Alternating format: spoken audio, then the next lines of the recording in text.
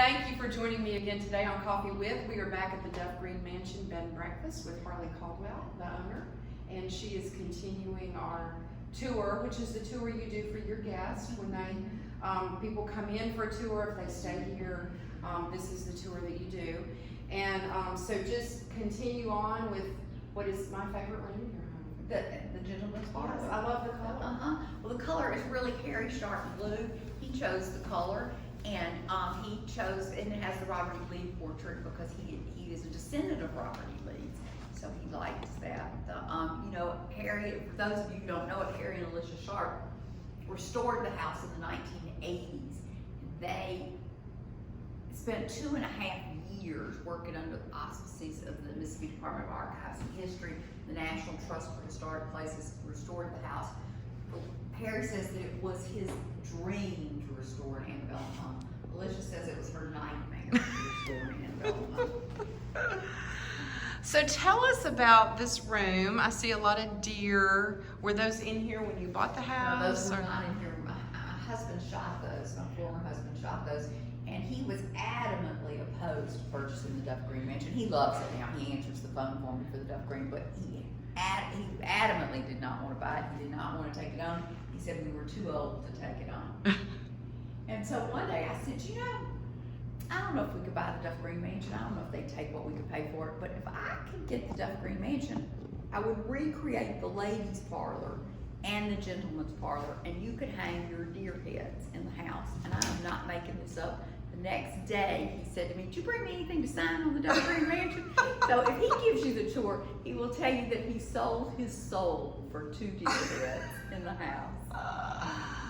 Well, it's a beautiful room. So let's get back to the dinner party. Okay. Because this is kind of where things all started.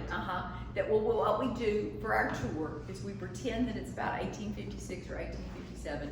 Duff and Mary are living in the home, and they've invited us to dinner, and we walk through the steps of that dinner party. So our dinner party would have started early in the evening here in the gentleman's parlor. Mrs. Green would have been seated on a period piece of furniture like this. So we would have, we noticed how low to the ground that piece of furniture is. The average Confederate soldier was only 5 feet 7 inches tall and weighed 141 pounds. People were just not tall. So as we all come into the party, we're going to thank Mrs. Green for inviting us to her dinner party. And then she's going to tell each of you gentlemen which of us ladies she wants you to escort to dinner tonight. This fella over here in the bust there is Jefferson Davis. And at the time of our dinner party, Jefferson was a very powerful senator from a very wealthy state, Mississippi. You know, people say Jefferson was the first president of the Confederacy. Jefferson was the only president of the Confederacy. But Jefferson and Marina Davis had very strong ties to Vicksburg. They owned a plantation here, and his brother at the time of our dinner party was living in Anchuca, the next biggest surviving house down the street. Which is really just a block away. Which is just a block away, where the mansion's on First East Street, kind of sister facilities.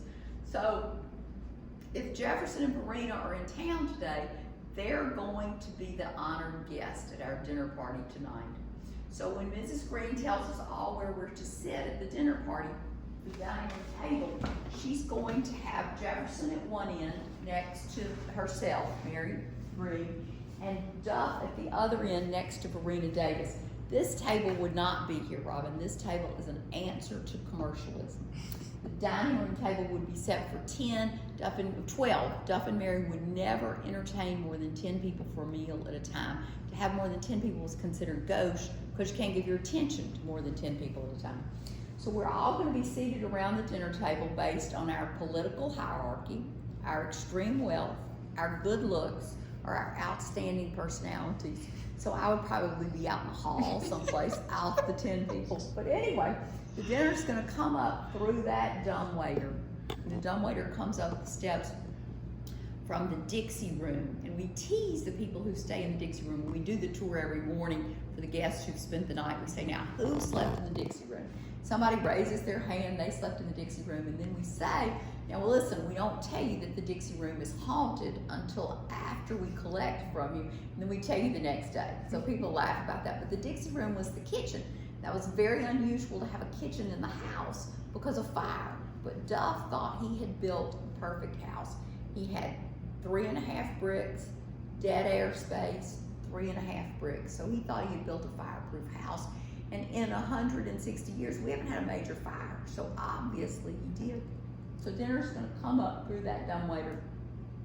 That dumbwaiter, pulley system on that dumbwaiter survived the siege of Vicksburg, but it did not survive 4-year-old David Sharp. He was pulling himself up in the dumbwaiter, so the dumbwaiter had to be cut off. It's just a cabinet now. But the dinner would come up, and this is of course the South. There was lots of food, there was lots of libation. We had a really good time. Dinner would last for 2.5 hours. We'd be sitting at the dinner table. When dinner is finally over, you gentlemen want to get back here into the gentleman's parlor and do what it's made for. You know, we credit HGTV with inventing the man cave, but the truth is there are no new ideas whatsoever. So you all want to come back here, you want to smoke cigars, you want to drink bourbon or brandy or scotch, you want to enjoy the gentleman's parlor. But above all, you are gentlemen, you are genteel, you're not rude, you're the gentlemen of the Confederacy. So you can't just abandon us ladies at the dinner table. You gotta do something with us. So each gentleman's gonna pull that chair out for that lady. He's going to extend his right arm again, and he's going to escort her across the hall to the ladies' parlor. So in our next episode, we'll deal with the ladies' parlor.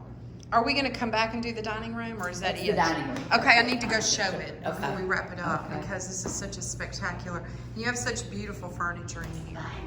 Now, when you bought the house, Gifted my great-grandparents furniture that they bought when they lived in Anchuca in 1928, and they paid like $299. It was shipped in from Memphis, oh goodness. and they had 13 chairs and this big table and 2 sideboards and a curio cabinet.